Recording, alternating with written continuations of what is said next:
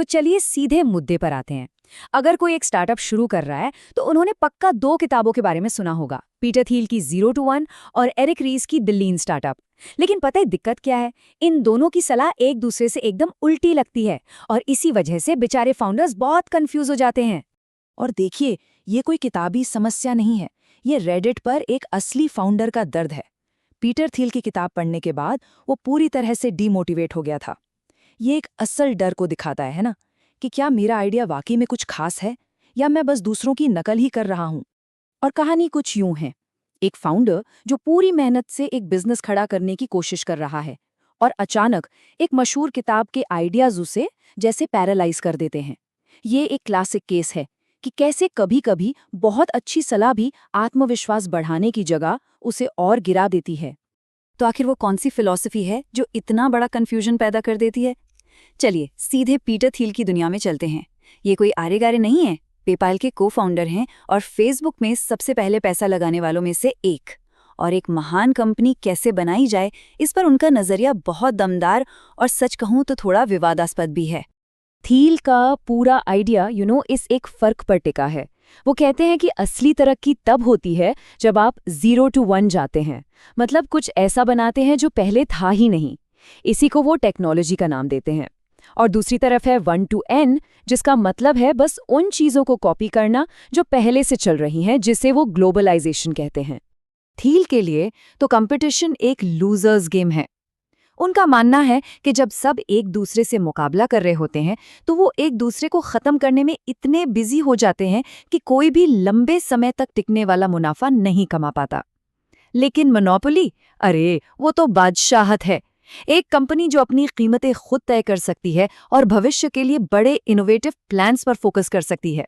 और ये जो कोट है ना, ये उनकी पूरी सोच का निचोड़ है। उनका सीधा सा कहना है कि अगर रोज रोज की मगजमारी से बचना है, बस जिंदा रहने की लड़ाई से ऊपर उठना है, तो एक ही रास्ता है, मोनोपोली बनाओ, मोनोपोली से पैसा कमाओ। तो सवाल ये है कि मोनोपोली बनेगी कैसे? जवाब है 10 गुना बेहतर बनकर। थील कहते हैं कि थोड़ा बहुत बेहतर होने से काम नहीं चलेगा।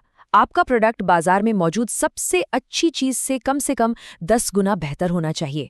इतना बेहतर कि वो एक नई कैटेगरी ही लगने लगे। और सच कहूं, यही 10x का आइडिया है जो बेचारे फाउंडर्स की नींद उड़ा देता है और उन्हें अपने आइडिया पर शक करने पर मजबूर कर देता है। लेकिन रुकिए, क्या बस यही एक तरीका है? जी नहीं। अब बात करते हैं उस फिलॉसफी की जो शायद ज्यादातर लोग फॉलो करते हैं और जो थील की बातों से एकदम उल्टी लगती है, द लीन स्टार्टअप। ये है मशहूर बिल्ड मेजर लर्न लूप। फंडा बड़ा सिंपल है। कोई बड़ी बड़ी भव्य योजनाएं बनाने की जरूरत नहीं, बस एक मिनिमम वायबल प्रोडक्ट यानी MVP बनाओ, जो कि एक बिल्कुल बेसिक सा वर्जन हो। फिर देखो कि ग्राहक उस पर क्या कहते हैं, उस फीडबैक को समझो और फिर उस डेटा के हिसाब से फटाफट अपने प्रोडक्ट को बेहतर बनाते जाओ, या जरूरत पड़े तो रास्ता ही बदल लो।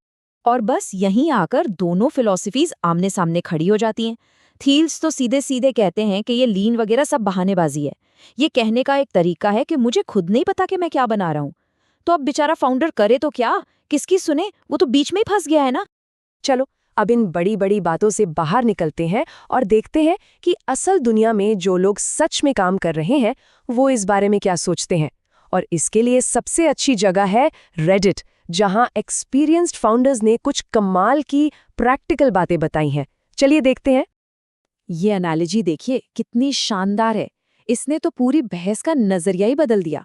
बात ये नहीं है कि कौन सही है और कौन गलत, बात यह है कि बनाना क्या है और उसके लिए सही तरीका क्या है। अगर जल्दी में कुछ बनाना है तो माइक्रोवेव ठीक है, पर अगर कुछ बहुत बढ़िया बनाना है तो फ्रायर बेहतर है। दोनों अपने अपने काम के लिए सही हैं। और भी कुछ कमाल की बातें निकल कर आईं। पहली बात तो ये कि थील की सलाह हर किसी के लिए नहीं है। वो तो उन वीसीज के लिए है जो अरबों डॉलर वाले ग्रैंड स्लैम की तलाश में रहते हैं।